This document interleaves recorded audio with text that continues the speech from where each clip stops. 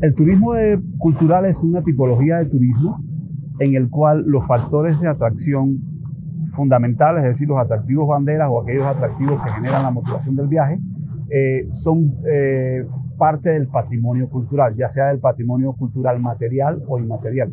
Esos son los que motivan el viaje y es un tipo de turismo que normalmente se encuentra, por ejemplo, en las grandes ciudades, en las ciudades que tienen valores patrimoniales que motivan que uno vaya.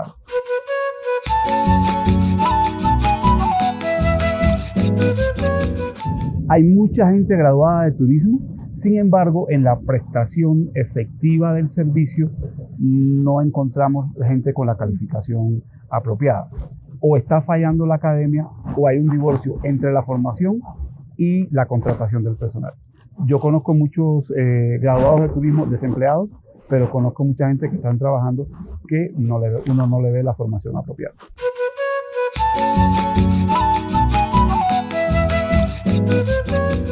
Desde la educación se podría hacer mucho para el turismo, partiendo de que se puede hacer mucho por esos ciudadanos del futuro.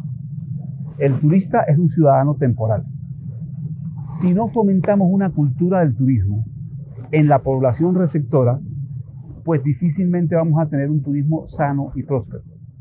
Entonces, si desde niño usted valora, por ejemplo, las aves de su pueblo, las aves de su región, es una manera de prepararlo, uno, para ser prestador de servicios turísticos si a un futuro decide hacerlo, o para ser una comunidad receptora efectiva. ¿Por qué? Porque el turista no solo habla con aquellos prestadores de servicios, habla con la población en general. Entonces, por ejemplo, acá nos puede pasar que viene un observador de aves encantado con las aves del Cauca y habla con la mayoría de la población que no tienen ni idea de qué aves hay en el Cauca. En el caso de lo natural. En el caso de lo cultural, pues nos pasa lo mismo. ¿Cuántos conocen el centro histórico? ¿Cuántos conocen el patrimonio cultural inmaterial? ¿Cuántos consideran que las galerías de Popayán son un reservorio de cultura? Probablemente gran parte de la población no lo conozca, no lo vea así y por lo tanto no le hable de eso al turista y no sea capaz de disfrutarlo él mismo. Primero hay que tener un ciudadano que disfruta de su patrimonio para que después eso se pueda ofrecer al turismo. De lo contrario, siempre va a ser traumático e incompleto.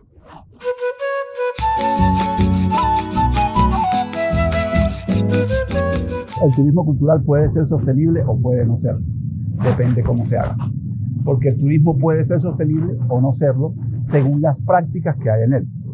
Es muy común que tengamos un turismo cultural no sostenible por el uso excesivo de recursos naturales como agua, por el consumo excesivo de empaques no biodegradables y en general por prácticas de turismo masivo. Pues generalmente un turismo masivo no es sostenible. Ahora, si es un turismo que se atiene a las normas técnicas sectoriales de sostenibilidad que rigen en Colombia, puede ser perfectamente sostenible. La sostenibilidad no está ligada a la tipología de turismo, sino a las prácticas. Pues yo pensaría que es aplicar las normas técnicas de turismo sostenible. ¿Por qué? Porque si no respetamos la capacidad de carga de un sitio, terminamos dañando al sitio y terminamos dañando la actividad turística. Entonces, la clave es a tener unas prácticas sostenibles, que eso están perfectamente definidas cuáles son, y respetar la capacidad de carga de los sitios. Incluso no solo los sitios naturales. Por ejemplo, los sitios patrimoniales del Perú han tenido restricciones porque al sobrepasar la capacidad de carga se deteriora el bien.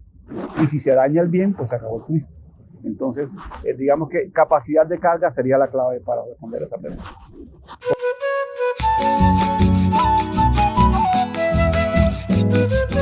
Popayán requeriría unas mejores políticas públicas en turismo.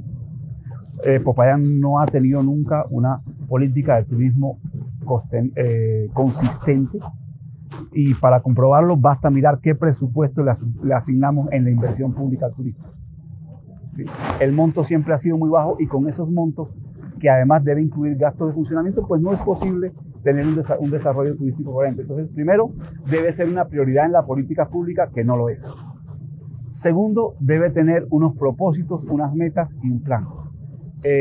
Siento que hacemos muchas cosas a veces, pero son actividades que no llevan a un punto definido. Y tercero, trabajar la calidad y la oferta. Ampliar, diversificar la oferta y mejorar los estándares de calidad, entendiendo que calidad no es lujo. Calidad es la satisfacción plena de una expectativa y eso tiene que ver con detalles, pero detalles que generan satisfacción. Entonces yo pensaría que esas tres cosas serían clave para que Popayán tuviera un salto en su cualificación como destino turístico. De hecho, Popayán recibe turistas que se van rápidamente porque no encuentran una oferta adecuada y no encuentran un desarrollo adecuado del turismo. Llegue un sábado a estacionar su carro en el centro histórico y verá que casi los parqueaderos están cerrados. O vaya a tomarse un café un domingo en la mañana y están cerrados la mayoría de los cafés. Entonces, ahí tiene que haber un esfuerzo público-privado y tiene que haber la implementación de unas políticas públicas que generen una mayor coherencia en la gestión del destino, porque si no, el turista puede incluso llegar y se va.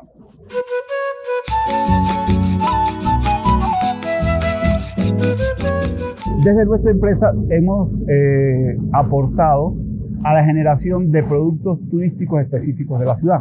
Uno de ellos es el producto que le llamamos Desayunos Pajareros, en la cual en el perímetro urbano partiendo del puente de Humilladero hasta la torre hasta la Loma de las Tres Cruces o Cerro de la M, la gente puede hacer un recorrido donde ve mínimo entre 30 y 45 especies más o menos como promedio todos los días que hay salida, y donde tienen un desayuno especial tipo picnic, donde se incorpora el patrimonio cultural gastronómico del Cauca. Por ejemplo, ese es un producto que nosotros estamos operando, pues ahora estamos parados por el COVID, pero en los momentos de operación que ha sido como muy interesante porque a la gente le sorprende encontrar 10, 12 especies, 15 especies en el puente del Humilladero.